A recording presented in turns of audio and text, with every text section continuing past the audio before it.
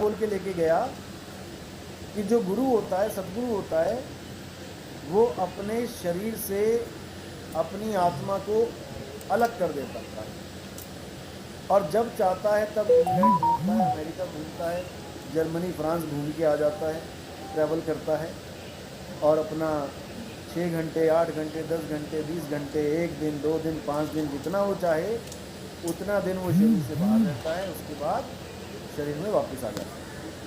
अब उसने जब ये स्टोरी बताई और ये भी बोला कि वो चेले की भी आत्मा को शरीर से अलग कर देता है और जब तक शरीर से आत्मा अलग नहीं होगी जब तक किसी को मुक्ति नहीं मिलेगी। अच्छी बात है भाई, तुमने भरमाया लोगों को, अच्छी बात है, लेकिन परख तो होनी चाहिए। तो 15-20 दिन 25 दिन 1 महीना तक यही ड्रामा चलता रहा। वो अलग अलग लोगों के पास जाता रहा क्योंकि सत्संग जहाँ पर भी होता था वहाँ का नंबर और वो लोगों के पास हम उसको बुला लेते थे कि चलो आ जा भाई तू भी। अब वो यही काम करने लगा, उसका काम ही यही हो गया।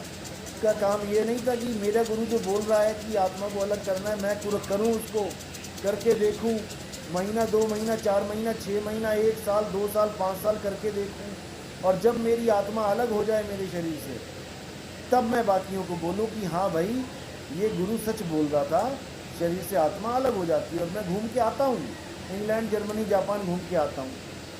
अगर इतनी बात वो करता तब तो मुझे बहुत खुशी होती कि चलो कोई चेला है जो सच में परमात्मा की असली भक्ति के लिए इतना कुछ कर रहा है, जोर लगा रहा है, तो मुझे बहुत खुशी होती। लेकिन जो बातें वो कर रहा था कि गुरुजी ट्रैवल करते हैं, गुरुजी आत्मा को शरीर से हटा के घूम फिर के आ जाते हैं, तो उस मूर्खानंद को इतना भी नहीं पता कि ये काम तो हमारे ऋषि मुनि करते ही आए हैं।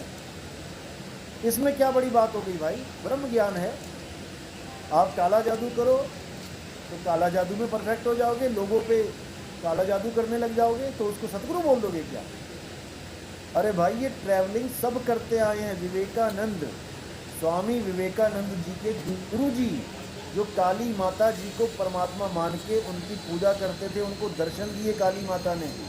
आप विवेकानंद जी के गुरु की फोटो देखोगे तो काली माता उनके साथ खड़ी हैं। वो तक विवेकानंद जी के पास अमेरिका में ट्रैवल करके आते थे। अब तुम उनको भी सतगुरु बोल दो। भाई तुम्हें ट्रैवलिंग वाला गुरु चाहिए तो घूमता रहे फिरता रहे, तुमने उसको सतगुरु बोल दिया। जबकि कबीर साहब कहते हैं कि जो भी ट्रैवल कर रहा है, इधर से उधर जा रहा है, उधर से इधर जा रहा है, वो मुक्त नहीं है। मुक्त क्यों नहीं है? क्योंकि वो सफ़र कर रहा है। हिंदी का सफ़र कर रहा है तो उसको अंग्रेजी वाला भी सफ़र ही मिलेगा। अब करना क्या है? सफ़र नहीं करना है, अचल हो जाना, अचल अवस्था में रहना। ट्रैवलिंग नहीं करनी है, स्थिर हो जाना है। सूरती बांध स्थिर करो, 8 पहर हुजूर। सूरत बांध घूमो फिरो, 8 पहर हुजूर नहीं बोला। मूर्खानंद इसलिए बोलता हूँ क्योंकि अपनी मूर्खतापूर्ण बातों में जो आनंद लेते हैं वो मूर्खानंद होते हैं, और जो दूसरों को आनंद दिलवाने की कोशिश करते हैं अपनी मूर्खतापूर्ण बातों में, वो महामूर्खानंद होते हैं। तो कहने का मतलब यही है कि भाई जो गुरु अपने शरीर को छोड़ के ट्रैवलिंग करते हैं वो पूर्ण सतगुरु नहीं होते। गुरु तो होते हैं वो, क्योंकि कुछ तो है उनके पास, कुछ नहीं से कुछ तो है, लेकिन पूर्ण सतगुरु को होते हैं। सतगुरु के लक्षण कहूँ अचल विहंगम चाल, और हम अमरापुर ले गए ज्ञान शब्द सरघार। सतगुरु के लक्षण वो अचल विहंगम चाल की बख्शिश कर देते। अचल और विहंगम, इन दोनों को अपने दिमाग में ऐसे फिट कर लो जो कोई निकाल ना सके। बहुत से भगत ऐसे हैं जो उसी गुरु के पास गए थे जिसकी मैं बात कर रहा हूँ, उससे नाम दीक्षा भी लेके आए, लेकिन जब उससे पूछा कि महाराज जी क्या ये अचल और ये विहंगम चाल है, तो महाराज जी की आज तक बोलती ना निकली, मुंह से आवाज़ नहीं निकला। आज तक बोलती बंद है, बोल नहीं पाया वो आज तक, क्योंकि उसको ABCD नहीं पता अचल की और विहंगम की। वो क्या कहता है गुरुआ? वो कहता है तुम्हारी वस्तु नाभि में पड़ी है, नाभि में ध्यान लगवा रहा है महाशय। और दोहा क्या बोल रहा है कबीर साहब का? क्योंकि दोहा बोलना पड़ेगा वरना तुम्हारा विश्वास नहीं बैठेगा। दोहा बोल रहा है कि कस्तूरी कुंडल बसे मरक ढूंढे बनमान। अब इस दोहे को अर्थ कर रहा है कबीर साहब, समझा रहे हैं हे मनुष्य तेरी कस्तूरी नाभि में है। अब देखो, अब पहली बात तो कबीर साहब ने आदमी के तो जिक्र ही नहीं किया, आदमी का जिक्र ही नहीं किया, यहां पर जिक्र किया हिरण का,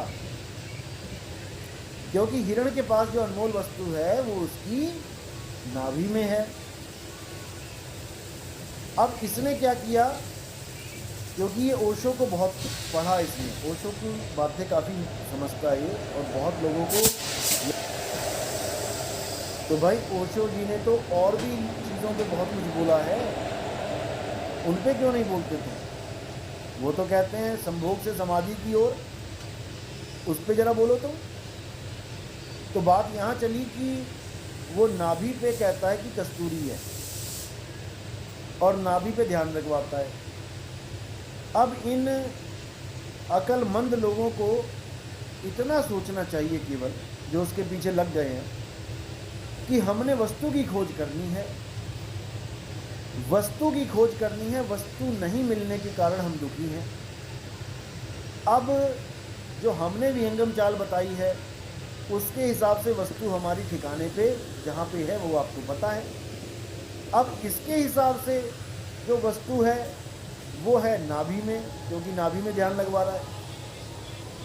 अब मुझे बस इतना बता दो कि नाभि में जो वस्तु है वो तुम्हें नाभि में मिल भी गई तो तुम नाभि छोड़ के कहाँ जाओगे? अब तुम्हें वस्तु ही मिल गई नाभि में, तो फिर और दूसरी कौन सी वस्तु ढूंढने जाओगे?